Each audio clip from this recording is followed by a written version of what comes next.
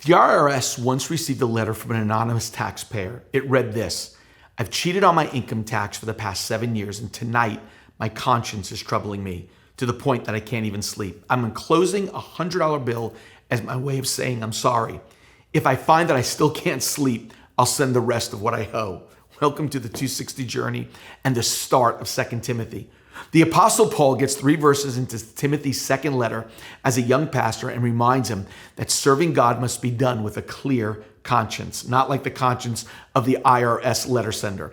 2 Timothy 1:3 says this: Timothy, I thank God for you, the God I serve with a clear conscience, just as my ancestors did. Night and day, I constantly remember you in my prayers. Serving God with a clear conscience.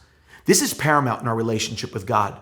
For the most part, a clear conscience helps us to know the voice of God. One of my dear friends and mentors, Winky Pratney, said it like this: a clear conscience is absolutely essential for distinguishing the voice of God and the voice of the enemy. Unconfessed sin is a prime reason why many people do not know God's will.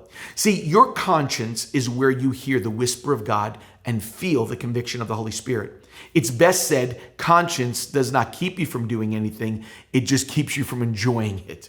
I love a small boy's definition of what the conscience is. He says, something that makes you tell your mother before your sister does. See, a clear conscience makes you stop before it's too late. It helps you to slam on the brakes before you say and do something that will bring regret later. Paul was not only encouraging Timothy, but all of us on how important it is to make sure our conscience is clear before God.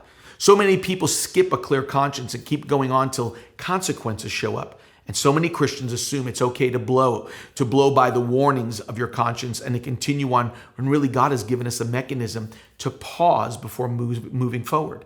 Our goal is to have a clear conscience. There are different types of violated consciences in the New Testament, and they're important to take note of. It comes after a conscience that was not kept clear. Listen to this. Paul tells Titus to be aware of a defiled conscience in Titus 1:15. The writer of Hebrews warns us of an evil conscience in Hebrews 10:22. And Paul warns Timothy in 1 Timothy 4:2 of a seared conscience. I believe that every time you fail to keep your conscience clear, you're on the border of those words: defiled, evil, and even seared conscience. Do not dismiss conviction. It's the brake for moving forward into regret. Many of us have regrets because we did not respond to the conviction. In fact, it's important for us to respond to conviction instead of waiting for consequences. What makes you stop and pause? Conviction or being caught? See, conviction is when you feel something deep inside of you that's like an alarm telling you there's an intruder. Embarrassment will make you stop late, but conviction will go deeper and make you seriously pause early.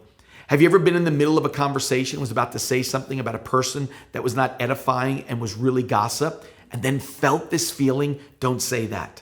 That's God's warning mechanism from a clear conscience. Don't finish that statement. Don't start that joke. It'll compromise your reputation. Stay in tune with the whisper of God. Then you are promoting a clear conscience every single day and not just on Sundays at church.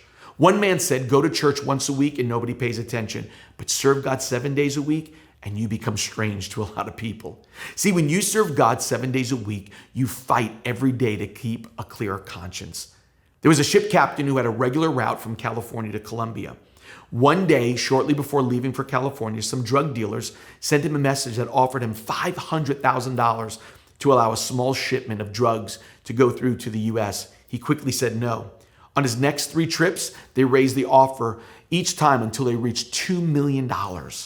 He hesitated and said maybe. He contacted the FBI immediately and a sting operation was set up and the drug dealers were arrested. One of the FBI agents asked the captain, why did you wait until they got to $2 million before contacting us? And the captain replied, they were getting really close to my price. Do you have a price? Is it 20% off a coat or a dress using your friend's employee discount that belongs to them and not to you? But since they said they would buy it for you, you can pay them back. It must be okay. Don't violate your conscience. Keep it clear. A.W. Tozer said, an honest man is strange when he is among dishonest men, but it is a good kind of strangeness. Many years ago, Sir Arthur Conan Doyle, the author of the Sherlock Holmes novels, played a prank on 5 of the most prominent men in England. He sent an anonymous note to each one of them that simply said this: all is found out flee the country at once.